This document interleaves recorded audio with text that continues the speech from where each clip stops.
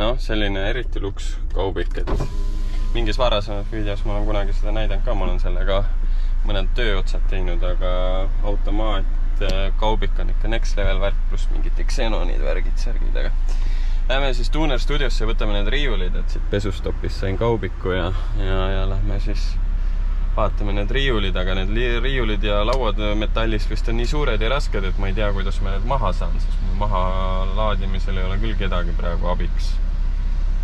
Pean vaatama, võib-olla pean kellegi appi tellima, sest hetkel see üürilaandja ei võta minuga kontakti. Et muidu ma lootsin temaga koos maha asjatest, aga eks ma kuidagi kandin või vaatan. Asjad peal, aga no Tartusse tuli ilge padukas. Ta kogus ja kogus, lubas lõunaaegu, aga hoopis tuli kell 4 ja tundub, et tuleb topelt, aga kindlasti mingid kohad nüüd uputavad, aga see on ikka korralik padukas ja ilge selline leitsak oli ka, see hästi rõve oli olla, see aga nüüd peaks väga timmu olema. Ja mis viga, garaaži all oled, paned asjad peale. Muidugi loll jälle ei filminud nagu ikka, aga paar asja, terve suur kaubik on asju täis, et igal juhul tasus küsida asju, et need sain endale garaaži põhimõtteliselt kõik vajaliku nagu töötasapindadena nagu ära, et rohkem ei olegi vaja põhimõtteliselt, et hetkel jääb see suure riiuli projekt ka seisma, et vaatame jooksvalt, kas mul läheb seda suurt riiulit üldse vaja, et praegu sain päris suure riiuli endale ja vaatame, aga igal juhul üritame veel diivaniga ära otsida, et kui diivani saan ka veel peale, siis oleks väga timm. Mida? No. See ei tee enam ingliskeelset. Enam ei tee. Tere, Rani, banaan.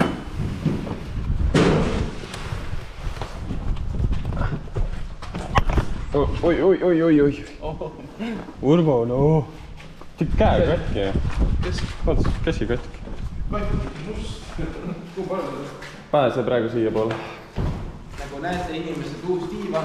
See on vana diivan, see on mu kontori diivan, sain tagasi. Küsisin tagasi. Nii, aga mõtleme ennem ka läbi. Et tõstame asjad maha ära? No need väiksemad asjad saame jah maha tõsta, aga riiuliga pean mõtlema. No tõstame sellega ära. Jah, vaadaku.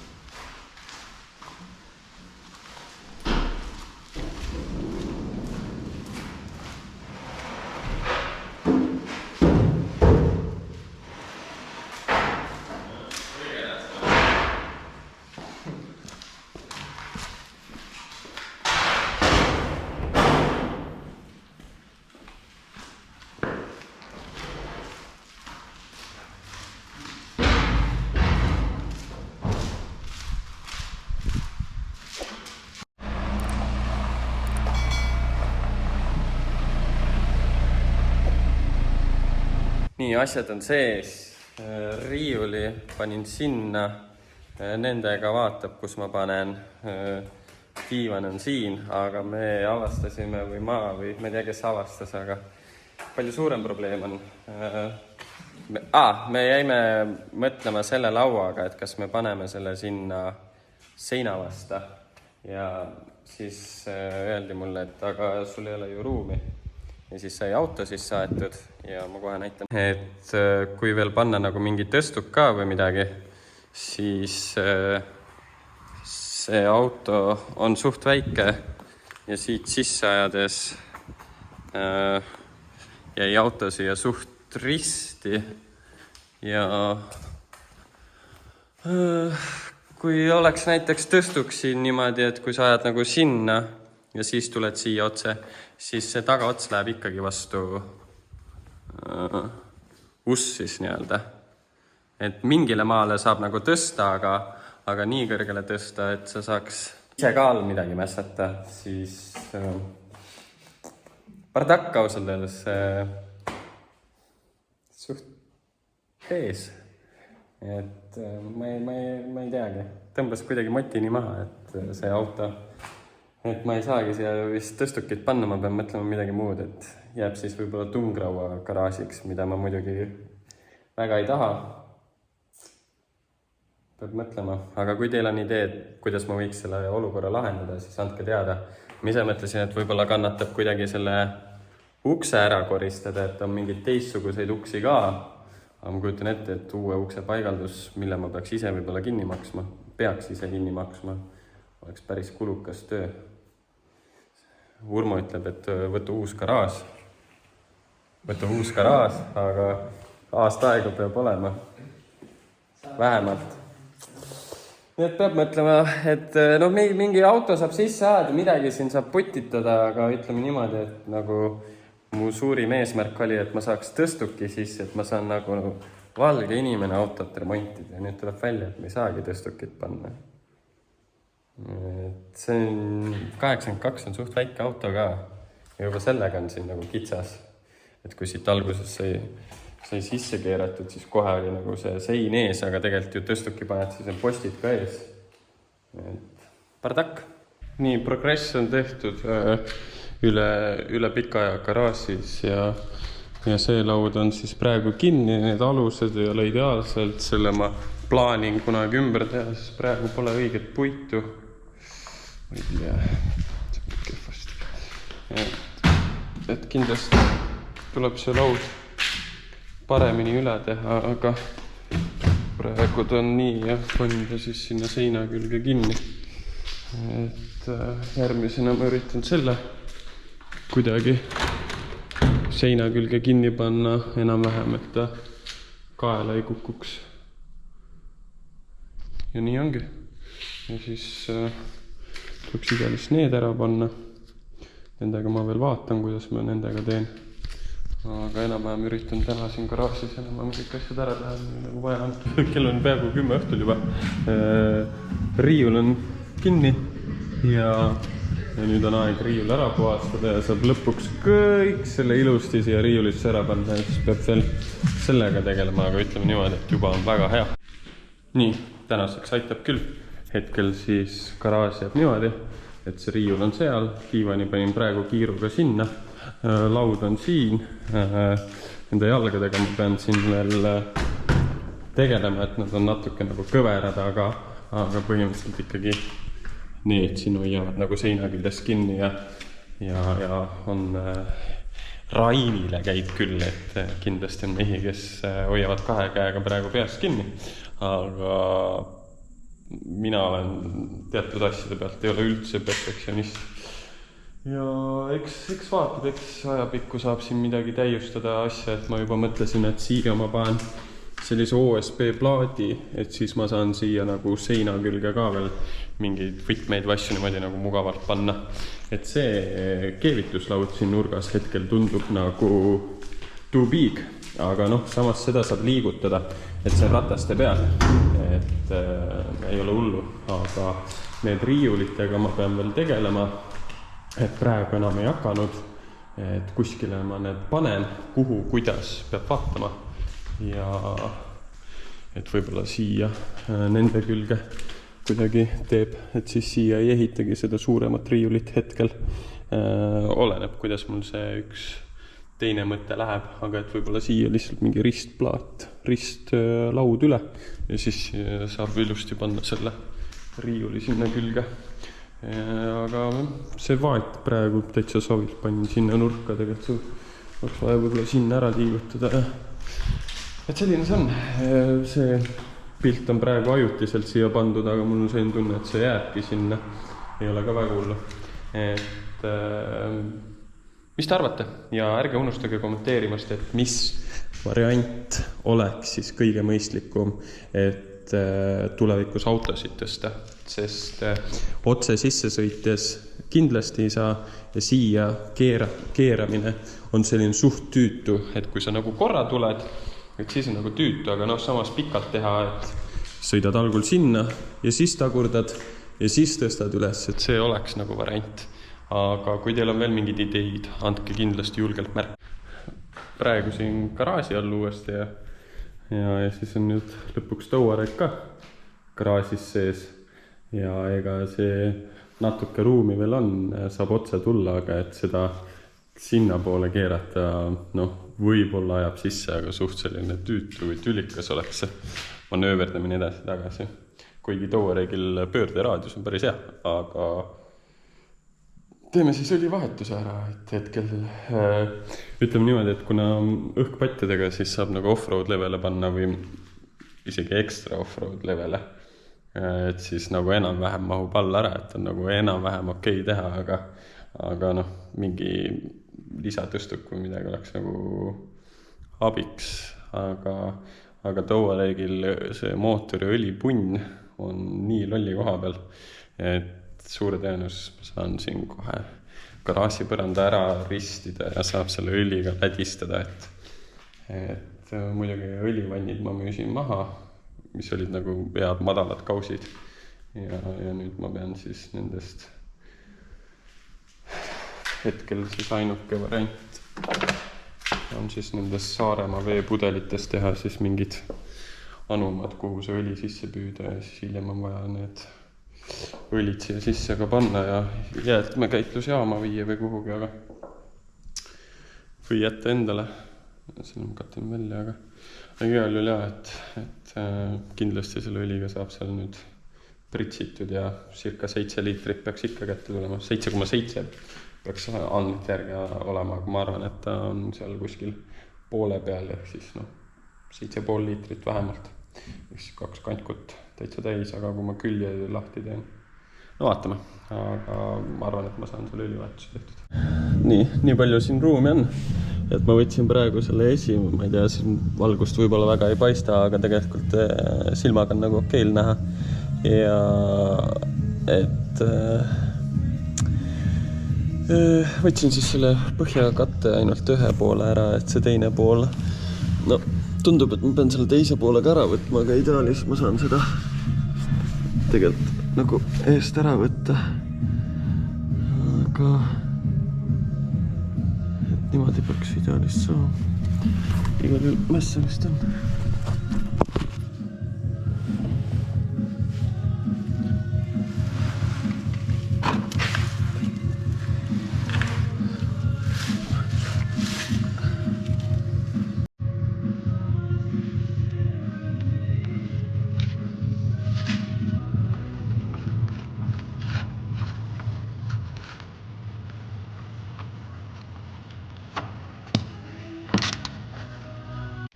Võtsin endale ühe sellise lambi. Täitsa okei on isegi teine, täitsa hästi valgustas. Oi, nägu ka õline. Ega õlivahetus ei käikski niimoodi, kui nägu ei oleks õline, aga igal juhul suhteliselt puhtalt sain, et õnneks ma panin papid alla, et mul on siin pakendamise pappi ja sai suhteliselt puhtalt, kuigi veits pardaksel oli. Anum sai täis ja läks üle ääre, aga enam-vähem okei, et õnneks ma nagu ütlesin, et papp päästis ja ei ole midagi. Esimene siis päris remont ei ole, aga hooldus on garaažis tehtud, garaaž on nende eesmärgi täitnud, et ütleme sellise põranda peal oli palju parem olla kui õues kivide peal või midagi. Et veits kitsas oli seal all, aga mis sa teed? Hetkel oli vaja ära teha ja nüüd kui võtta garaaži üür ja arvestada see õlivahetuse, mis see tunni hind tavaliselt võib olla, ma ei tea, palju õlivahetusest võetakse, mingi 40 euri kanti vast läheb ikka üks õlivahetus maksma, pluss siis õlid, ma mõtlen ainult tööraha, mille pealt ma säässin. Et siis ütleme niimoodi, et niimoodi garaaž mõned asjad veel juurde liita kuu peale, et siis täitsa tasub ära, et ma üritan ikkagi mõelda niimoodi, et see garaaž oleks enam-vähem 0 kulu, et ei peaks nagu peale maksma ja hetkel sealt üürilt võtame siis selle 40 euri maha, siis on juba palju vähem, et täitsa niimoodi veel asju teha ja mässata, et siis tasub selline suur garaaž ära ja muidu see garaažimaks on ju ühe korraliku mingi auto liising või mis iganes, et